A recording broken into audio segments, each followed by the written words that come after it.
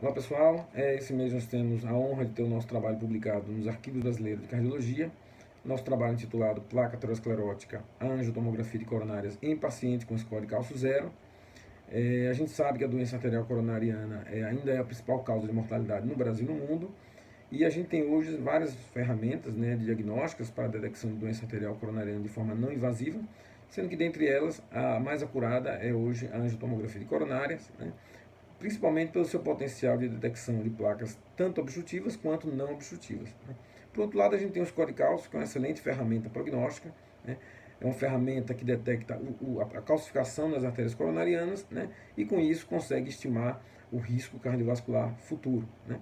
Então é uma excelente ferramenta prognóstica, porém, do ponto de vista de diagnóstico, a gente já tem dados na literatura internacional que mostram que a ausência de calcificação coronariana, né, não permite descartar a doença coronariana, né, a presença de placas ateroscleróticas e doença arterial coronariana, né, principalmente pela presença de placas não obstrutivas, né.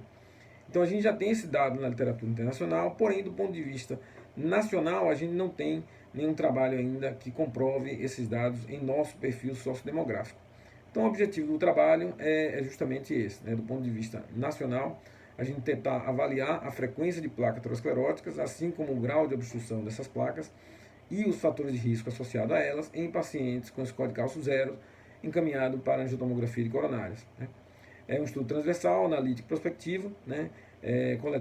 Foram coletados os dados entre abril de 2011 e novembro de 2016, né? E foram incluídos todos os pacientes encaminhados espontaneamente para a realização de angiotomografias coronárias em 4 centros brasileiros, sendo 2 serviços privados e 2 serviços públicos.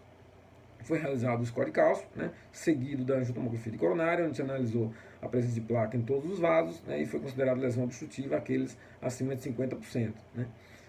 Tivemos uma amostra inicial de 1.639 pacientes encaminhados, sendo que deles 619 tinham score de cálcio zero, né, após recusa e exclusão de alguns, né, por inconsistência de dados ou por recusa mesmo, a gente teve uma inicial de 367 pacientes. Né. A queixa mais comum desses pacientes é uma precordialgia atípica, 40,4%, seguido de precordialgia típica, 24,9%, né? Sendo que 44,4% tinham provas isquêmicas positivas ou conflitantes. Né? A nossa amostra era composta por 63,5%, a maioria aí do sexo feminino, e a média de idade foi de 53,7%. Desses pacientes, 57,5% tinham hipertensão, né, cerca de 50% tinham dislipidemia e 15% eram diabéticos. Já entrando nos resultados, né, a gente teve uma prevalência de placas ateroscleróticas de 9,3% nesses pacientes com score de cálcio zero. Desses pacientes, né, cerca de metade, né, 47%, tinham algum grau de obstrução, ou seja, tinham redução luminal acima de 50%. Lembrando que o vaso mais acometido foi a descendente anterior, principalmente no seu segmento proximal, né? Porém, a gente teve também acometimentos, chegou a ter 18,7% de acometimento biarterial e 6,3% de acometimento triarterial. Um dado interessante, né, na avaliação das placas é que em 3 pacientes, né, desses 34 pacientes com placas, né, apresentavam algum grau de calcificação não detectado pelo score de cálcio. Né, um dado bem interessante que a gente costuma ver na prática, porém, dessa vez conseguimos demonstrar do ponto de vista, da literatura. Né. Em relação à característica dos pacientes, né, entre os dois grupos, aqueles com placa e sem placa, os pacientes com placa tiveram maior incidência de etilismo e uma maior prevalência de não obesidade. Né? Então foram os dois fatores de riscos associados à presença de placas nesses pacientes com score de cálcio zero, né? Que foi o etilismo e a não obesidade. Né? Então, assim, concluindo o nosso trabalho, né, a gente teve uma prevalência considerável de placa aterosclerótica, né, 9,3% aí, né, sendo que metade desses pacientes tinham lesão obstrutiva, né, considerada acima de 50%. Né. Os fatores de risco que foram associados, né, foram apenas esses dois, os outros fatores de risco não tiveram correlação com a presença de placa aterosclerótica ou não. Apenas o etilismo e a ausência de obesidade foram os únicos fatores de risco associados à presença de placas. Né? Os demais, diabetes, hipertensão e dislipidemia, não estiveram associados. Né?